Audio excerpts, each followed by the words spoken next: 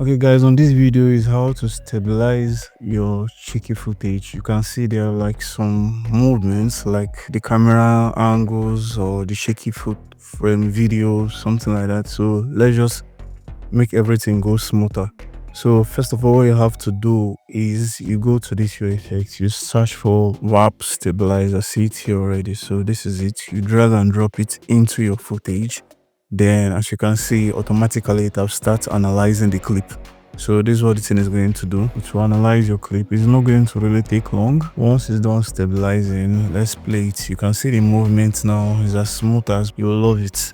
So let's go to some of the settings. Smooth motion is the best for the results.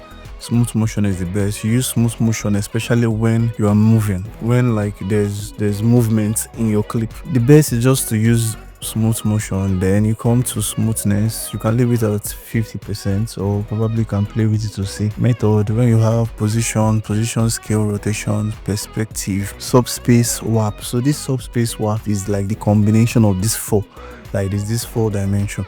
So it's the combination of position, scale, rotation, and perspective. So the best thing is just to leave it in this subspace warp. So this subspace warp is going to have control over the position, scale, rotation, and perspective, everything. If you want to put it on just the allow you to have control on just the position, scale, and rotation, yeah, you can go ahead, but the best option is the default option, which is subspace warp. So preserve scale, this preserve scale is for it to not scale it.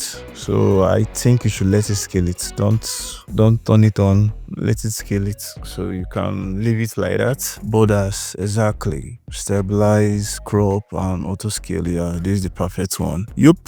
So this is it, guys. Whenever you're having that shaky footage, you can just stabilize it.